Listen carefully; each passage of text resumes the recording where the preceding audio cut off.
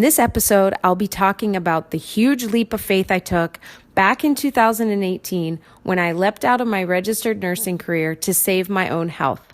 It basically catapulted me into a more heart-based, intuitively guided way of living. And today I'm going to share about the moments leading up to that leap, how it felt as I was taking it, and also the huge impact that it's had on my life ever since.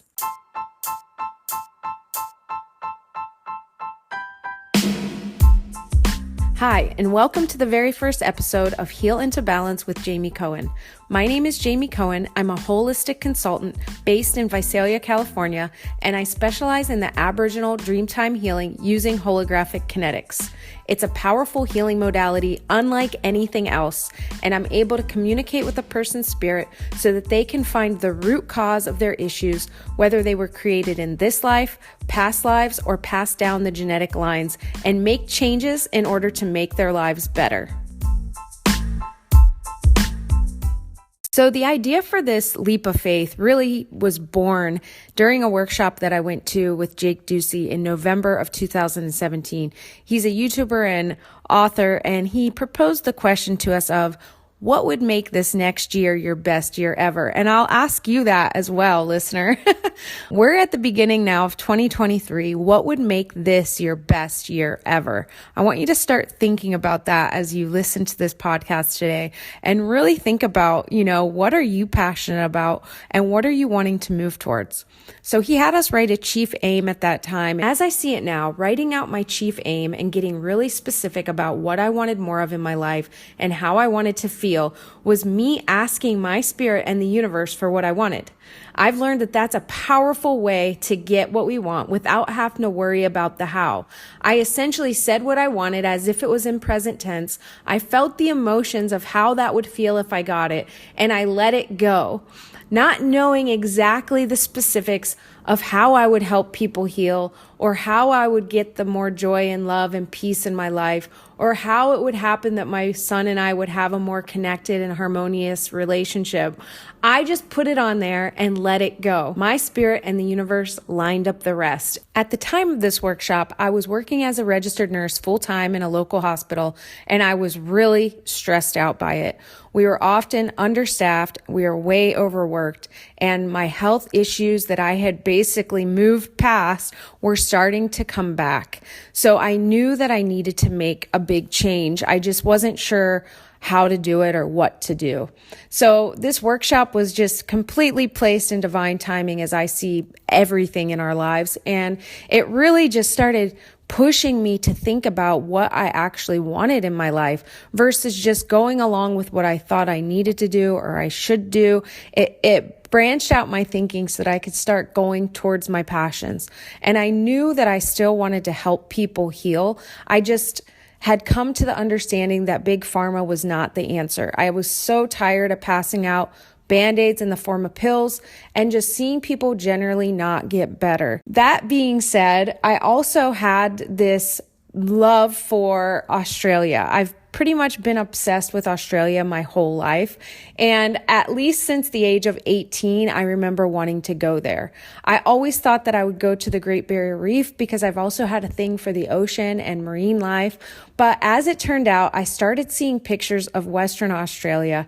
And I had started kind of in like my free time looking at tours in Western Australia that would allow me to see as much as possible in a short period of time and hike and camp along the way. So all of this is kind of going on in the background as I'm just stewing on that question of what would make this my best year ever. My sister and I had a plan to meet in Hawaii during July of 2018 with our families, and I was going to get to meet my new baby niece, and also we're going to get to go and see Hawaii for ourselves because my sister had been going there for years and sending me and my son postcards. In early 2018, after writing down my chief aim every day since November and really ruminating on it and what I wanted to create in my life, I got an amazing idea. I thought to myself, what if this year I could quit this job that's making me sick? I could start my own healing business. I could go to Australia, which I've been wanting to do my whole life, and I could go to Hawaii. I'm like, that would be my best year ever. The next morning I woke up and all these negative thoughts hit me. Basically, my mind turned on and started telling me why it was such a bad idea. It was telling me things like, you're a single mom. You're the primary provider in your family. If you're not working, how are you going to provide for you and your son? And at that time, I hadn't had any clients build up for my healing business that I was proposing. And so my mind just had a field day with all of the worst case scenarios. And I felt so deflated. At that time, I kind of just put this idea on the back burner. I was still taking inspired action towards it. I was like emailing tour companies in Australia, looking into which ones offered the most camping and hiking. I was looking into plane ticket prices. I requested my days off in July for my Hawaii trip, and I was setting up my business. So I was doing all the things that I would need to have in place, but I wasn't like concretely booking anything. And at this point, I didn't even have the means to book anything. I had no way of knowing that this would line up or how it was going to line up still. I had no savings, nothing. Like that was it. That's all I had was the one step, the inspired, exciting idea that lit me up. And so what ended up happening is that I did my taxes and I got back more money than I was anticipating, which was like amazing. I was so excited again. And I felt that energy of when I first came up with this idea just reignited in me. And I couldn't believe it. I was like, oh my gosh, this could actually happen. Around that same time, I heard back from my boss about my vacation days in July. And she had said that she didn't think I would have enough PTO days in order to take that time off. When she told me that, I knew in an instant that I was quitting my job because I was determined to go to Hawaii to see my family. We had been planning that trip for a long time, and it was literally a matter of like a few hours of PTO that I didn't have. So it was really ridiculous anyway. And I was just tired of having that hospital dictate my family life. So I thought to myself then, well, if I'm going to quit this job to go to Hawaii in July, why don't I go ahead and just quit it and go to Australia in June? So why not quit a month earlier? It's pretty much the same thing. What's a month? And that's what I started to put into motion.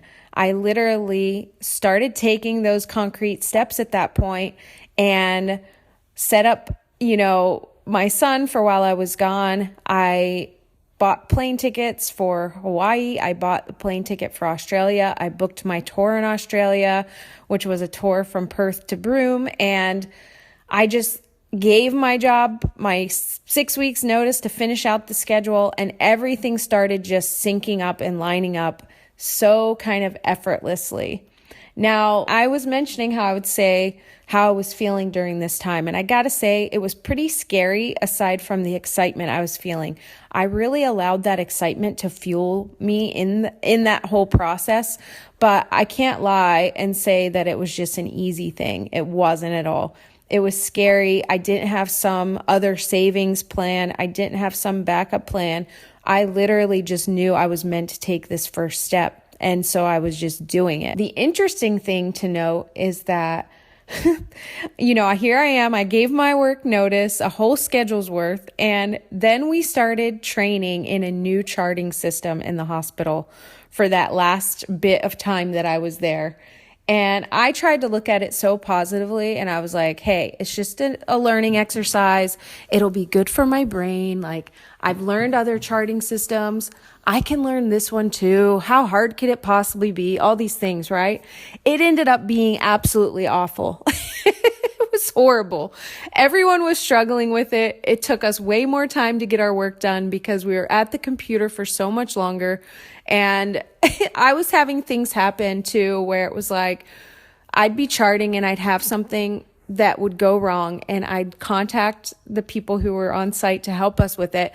And they'd say things like, oh, I've never had someone have this problem before, or I've never seen this happen before. I'm going to have to contact my supervisor about this. And I'm like, you got to be kidding me.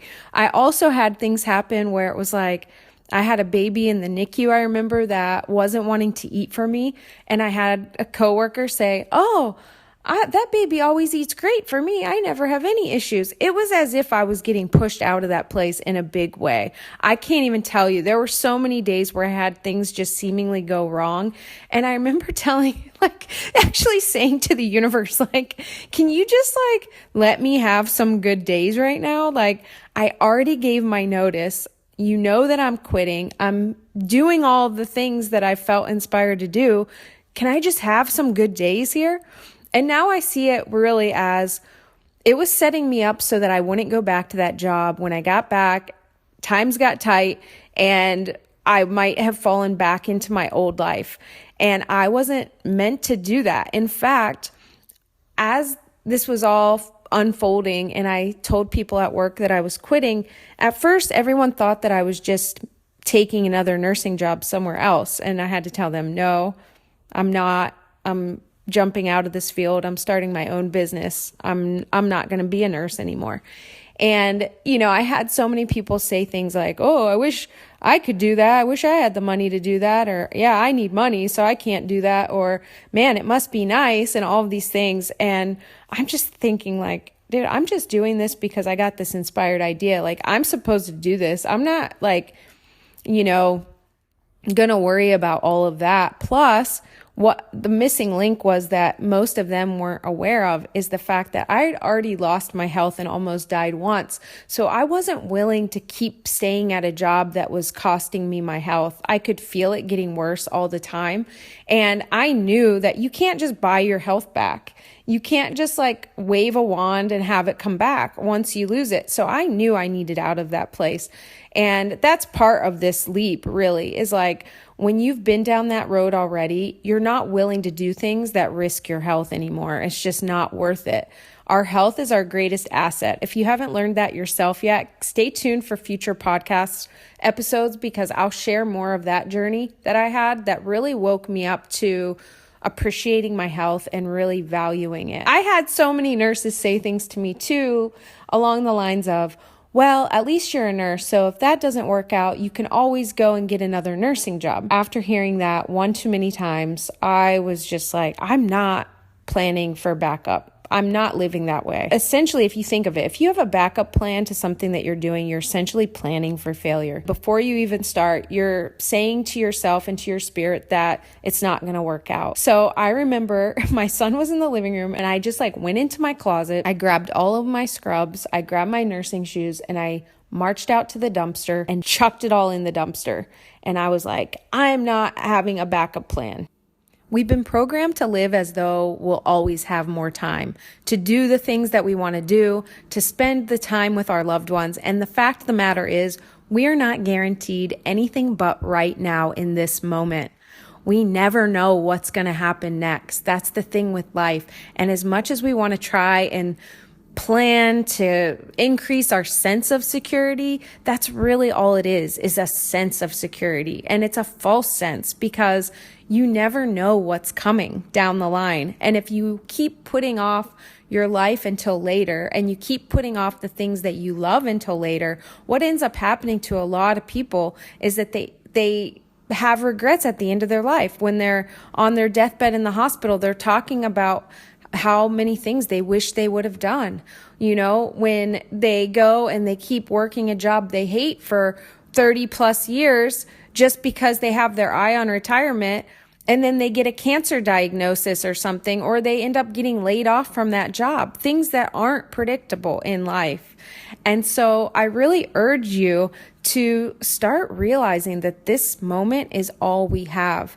So it's do you want to keep putting off your dreams? Is the job that's making you sick more important than your health? Is the job that's making you sick more important than a lifelong dream that you've had or passions that you have? That's something to really think about, because I personally don't want to get to the end of my life wishing that I had done more, wishing that I had spent more time with my loved ones and my family, and so that's why partly I'm choosing to live my life this way. And I've learned to live that way because of the things I've been through. And so by listening to this podcast and future episodes, I hope to sort of impart some of that knowledge that I've gained by my experiences to share with you so that you stop putting life off, so that you start following your heart more. So I went to Australia and it was just incredible. I saw some of the most beautiful scenery over in Western Australia that I've ever seen in my entire life, including incredible red rock gorges and swimming holes in Karanjini National Park, which is like my new favorite. I got to camp the whole time. We were under the stars every night. We hiked almost every day and we just covered the whole coast from Perth to Broome. What's very interesting about this trip, because, you know, you might be wondering at this point too, like, what's the deal with Australia? I had been wondering that as well before I went. We stopped in Broome. That's our last place that we went. And we got there before sunset. We went to the beach to hang out for a while. And then we all met up for dinner. And that was kind of the last hurrah for the group. And I actually had a flight booked early the next morning. I was going back to Perth and then I was flying over to Sydney for a few nights before coming back to the United States. So I enjoyed my time in Broome. I don't feel like I got to see very much. I didn't even get to see the red rock next to the turquoise ocean in that town. I got to see it in other places, but I didn't even get to see that much there. I go to the airport the next morning and I ended up finding this amazing book about the traditional Ngungri healers of Central Australia. And if you don't know anything about Aboriginal culture, usually they just pass their stories down verbally through their family lines. They don't often share their knowledge in books. And so this is one of the rare books where they actually share about how they had the healing knowledge passed down to them and what they do, and a little bit about how they do it and how they help people with it. As soon as I got it, I love that book and I began reading it right away. So I get on the plane and I'm going from Broome to Perth and I'm looking down out the window at the red rock next to the turquoise ocean, and I just started sobbing, like ugly crying, sobbing. And it wasn't making sense to my mind at all because I had barely spent any time in this town. And then I realized the feeling that was coming up was that I was leaving home. That's how it felt, is that I was leaving home. And in that moment, I realized I've had a past life there. It didn't happen on my flight from Perth to Sydney. It didn't happen on my flight from Sydney back to the United States. It only happened as I was leaving Broome. And so that was a really interesting thing, a really cool awareness to get from the experience. And I came back from that trip. I actually only had about 11 days between getting back from that trip and going to Hawaii. And so I was just reading the book that I had bought and then went to Hawaii, which was amazing. I got to meet my niece and got back from all of that. And I really started doing a lot more research and a lot more reading about Aboriginal healing. I read several more books. I also started just looking stuff up online. I even looked up, the Aboriginal people that had lived in Broome and their culture, their way of life, their language, because I was so fascinated by that connection I felt to that place, being sure that I've lived there before and feeling so connected to the land. Aboriginal art really fascinates me in Aboriginal culture. I used to sit in the library in my last college and watch videos about the Aboriginal people and their culture and their way of life.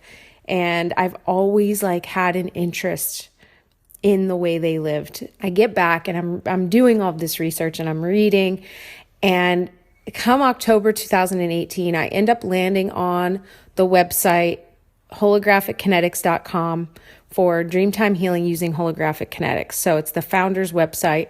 And in an instant, and I can't even tell you what I read that tipped me off to this, but in an instant, I knew I was meant to become a practitioner. I felt it to my core. And I even texted the link over to a friend of mine and just said, check this out. I'm supposed to do this. And so from there, literally, I started looking into it. They have training courses all over the world. And I started looking into ones that they had. And, not having a whole lot of resources to use, I ended up delaying it until May of 2019. And with a friend's help, I was able to go and do that. I can't even tell you how life-changing going to that training was with what I learned, but also just from the healing that came from that week alone was just absolutely transformative.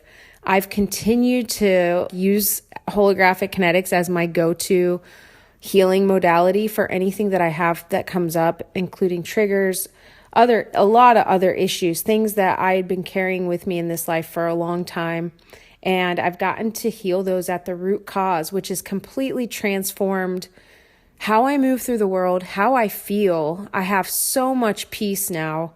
And as all of the things have been going on over the last several years in the world, I was able to kind of move in a way that was above that fear that was being sent out to everyone. And so I'm greatly appreciative for that awareness that allowed me to do that. Really, I see it as all lining up so divinely. And I was so supported in this leap of faith and just how everything came together for it to get me to all the places at the right time.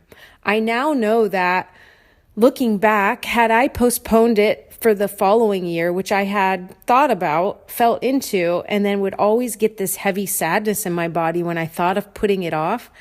Well, now I know that had I done that, it would have placed me doing this leap in 2019, which would have led me to do the holographic kinetics training in 2020, when we know now that the world closed. So had I waited, I would have missed the opportunity to learn holographic kinetics when I did. And I've been able to help so many people in my community since then. As I was taking the leap, though, I could only see one step. I only knew to my core that I was meant to do this because of the history, because of having that long time desire to go to Australia and how it made me feel and how it lit me up, the entire idea of all of this. Even how I was guided to it and how that workshop sprung up and I had gotten a discounted price for it and all of these things that lined up for me to even get to that workshop to birth this idea. It was all just so. So I just want to say that if you're in a place right now where you're trying to figure out your next steps, or I've gotten you thinking about, man, what would make this my best year ever? I want you to really feel into it with your heart. Now, a lot of people have closed hearts, and I did too before my repeat holographic kinetics training in June of 2021. That's when my heart opened. And before that, I really had no idea what the difference was, but it's allowed me to really feel into things more and to know the difference between what my heart is telling me to do and what my mind is saying. And to me, that distinction is so important as we start 2023, because this reality is shifting at a great speed. The energy of the earth has changed. The energy of everything is changing. We're changing at a rapid rate. There are all these truths coming to light. And so it's going to be really critical that you open your heart, you learn to live with that open heart, because it's going to help guide you in the direction of your passions, of what you want to do, of the person that you came here to be. And we can lose sight of that as we're working and we're doing everything that we think we should do or that we have to do. And when you let go of that and you start surrendering more and you start tapping into that innate knowledge that you carry as a spiritual being having this human experience, I'm telling you, you get so supported and guided along the way. It's just that taking that first step can be really scary, especially for our minds. Our minds try to make sense of everything based on the past. And when we start doing new things, our mind has nothing to go on, and it can make us feel really nervous and anxious, because it's like trying to make sense of things that it just has never experienced before. But that's where trusting your heart, trusting your own spirit to line everything up for you comes in handy. The more you start doing it, the easier it gets. And I'll say that I've taken leaps of faith since then. I've started to become very aware of my heart, what it's guiding me towards. I trust my intuition and I take steps accordingly. But the leaps almost like get bigger compared to where you are in your journey. So I've shed so many layers on this journey of limiting beliefs, things that were holding me back using holographic kinetics. And so it's pushed me into a frequency that I'm constantly getting pushed outside of my comfort zone. And that is never comfortable. No matter what you've done in the past, it's still never comfortable because what's it trying to do? It's trying to expand us.